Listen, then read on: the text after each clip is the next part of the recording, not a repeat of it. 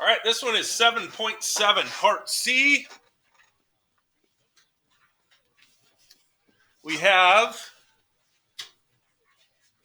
exponential growth and decay, what we've been talking about. And if you look at these, you should be able to figure out which one is the growth function and which one is the decay. You should just be able to look at the numbers. So this one on the left, this one on the right, you see the two equations. Which one of those is the growth function? The one with the 1/2 to the x power or the 2 to the x power?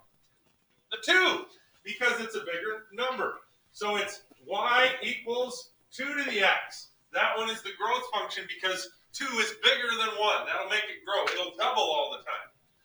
So the decay is y equals, and I know it says f of x, but you can write y. That's the same thing, right? Okay, so y equals 1/2 to the x. What that means is it's going to get half as big all the time. That one's going to be shrinking.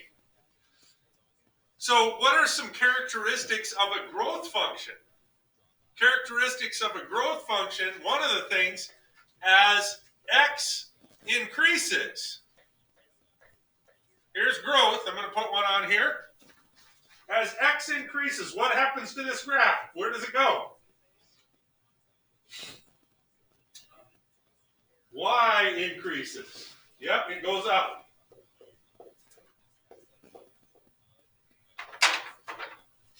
So a decay function usually starts high and things decay. So as x increases, what happens to this one? Y goes, yeah.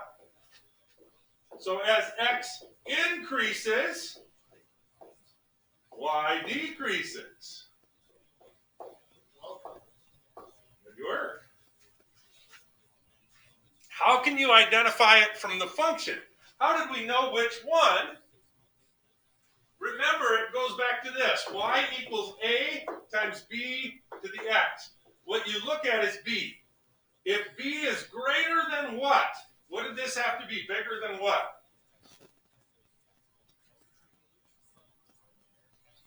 If it's bigger than 1, it's growth. If b is less than 1, it's decay. Now, it still has to be actually bigger than 0. Because that's a half, it's 0.5, and that is between 1 and 0. That'll make it decay. How can you identify it from the graph? If you look at the graph, if we look at the red line, as it goes right, up is growth, down is what? Decay.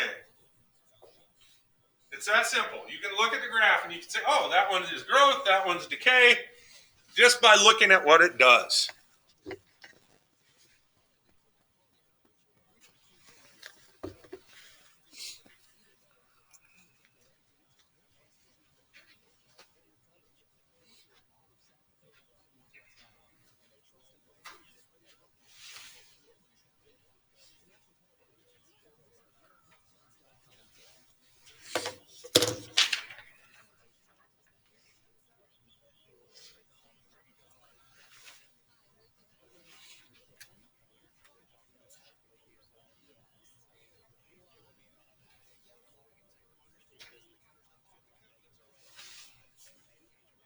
Good?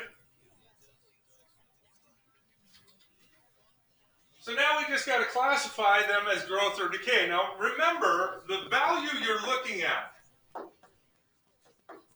at this one. If b is bigger than 1, it's growth. If b is less than 1, but still bigger than 0, it's decay. So if you look at b, here b is 10. What is that, growth or decay? 10. Growth.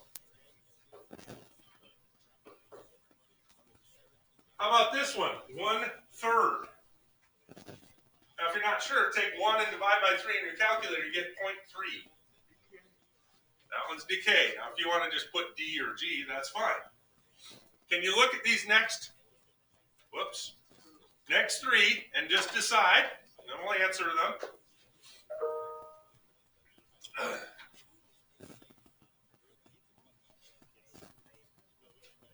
So what's C? Growth. It's bigger than 1. What's D? Don't get confused by the front number. That one's still growth, right? The number in front, that's how much you start with. It's going to start with 1/2, but it's still going to grow because it's 3 times as much. What about this one?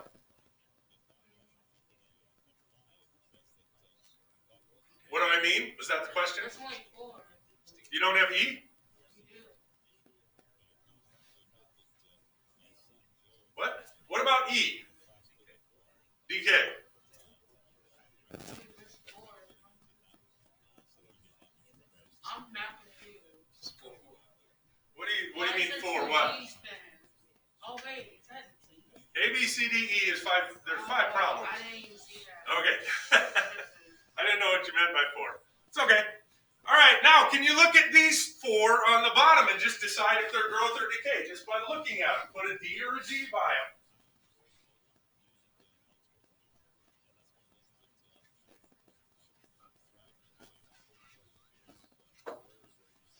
So what's F?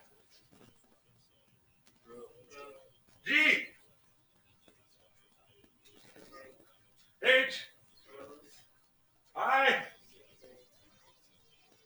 Decay. It's getting, well, this one's technically growth. Why is it growth? It's a reflection, so let's reflect it and look at it the other way. It's actually growing more negative as we go. Okay? So you have to think about this one differently because that one is actually flipped. When it's a reflection, it ends up looking a little bit opposite. Okay?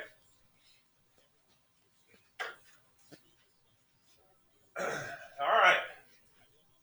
So on this, growth. B must be greater than 1. That's the big thing, to be growth.